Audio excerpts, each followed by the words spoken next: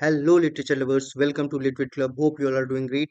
And today we will continue our mock test series on SLST 2025. So let's start.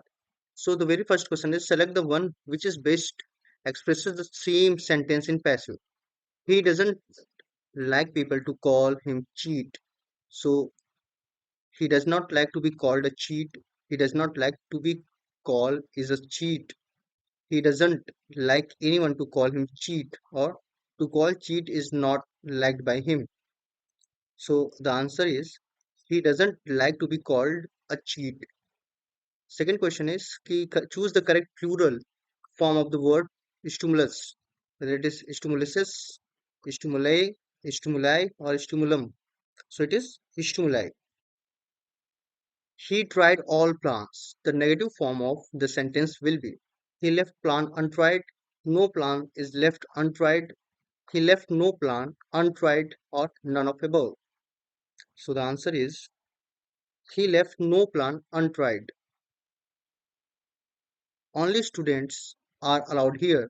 The complex form of the sentence will be you can be allowed here only if you are a student. You can be allowed here in case of a student. When I was a student, I can be allowed. Yeah, none of above.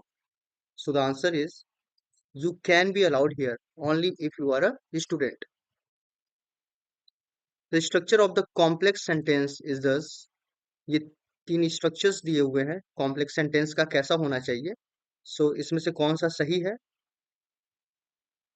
So the very first one is correct यहाँ पे उसका हमने example भी एक दिया हुआ है कि कैसे कॉम्प्लेक्स सेंटेंस का स्ट्रक्चर होता है let him go now the above sentence is a good example of subjunctive mood indicative mood imperative mood or interrogative mood so it is imperative mood he went to the place where his father has been buried. The underlined word is a reflective adverb, a conjunction adverb, and an interrogative adverb, or an adverb of time. So the answer is it is a relative adverb. Talk less and work more. The underlined word, not words, its word is so whether it is adjective, verb, preposition, or adverb. More and less both are here adverbs. No? When a participle hangs loosely or is not attached to some noun or pronoun, it is called adverb clause, gerundive participle, present participle और dangling participle. So हमने इस पे एक question इससे previous वाले video में भी किया हुआ है और उसमें हमने उसका एग्जांपल भी दिया था डैंगलिंग पार्टिसिपल होता है जिसमें डायरेक्टली अटैच नहीं होता है नाउन या प्रोनाउन से adjective fill in the blank with the appropriate preposition he resigned himself dash fate from to with or at so he resigned himself to fate.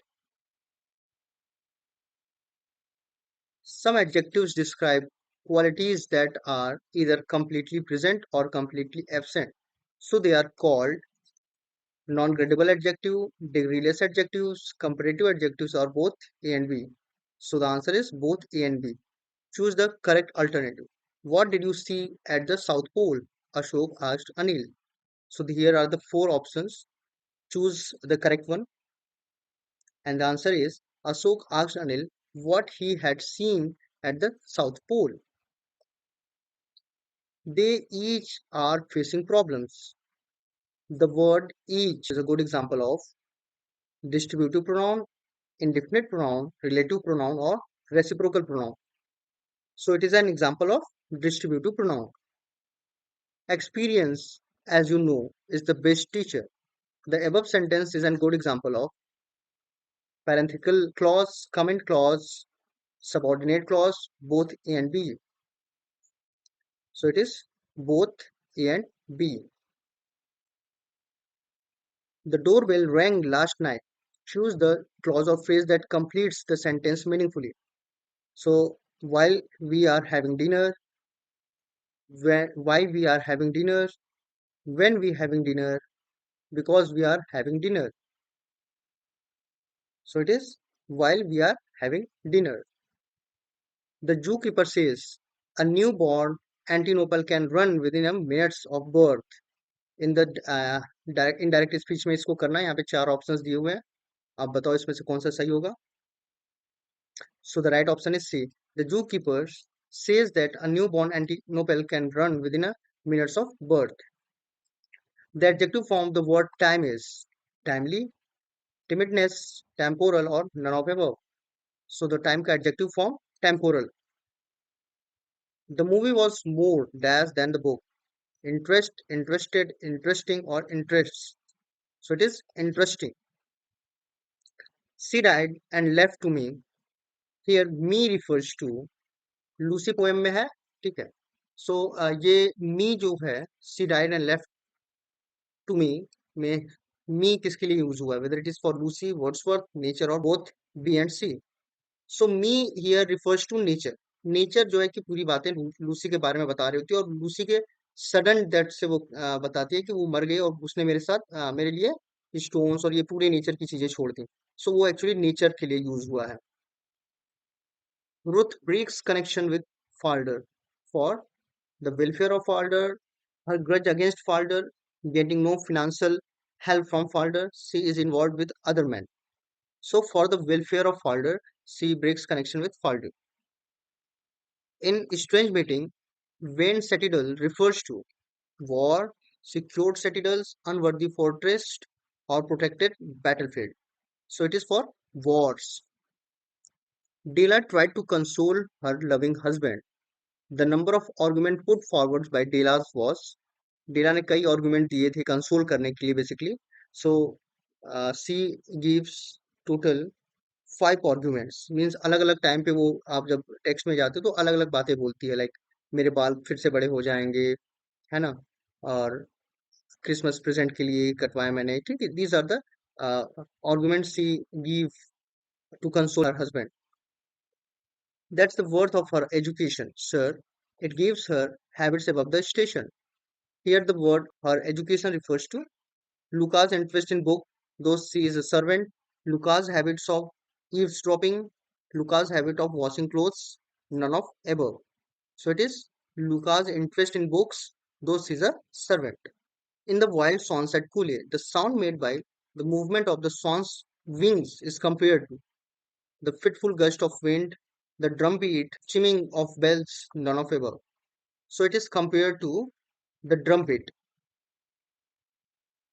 The idea of artistic and heroic failure is primarily developed in which stanza of the last ride together? So whether it is second, fifth, seventh, or ninth. So it is developed in seventh stanza. Keats in Ode to Autumn introduce a scene of sunset glory in the first stanza, second, or third stanza. So it was introduced in third stanza. What does the October twilight suggest in the wild sonnet Cooley?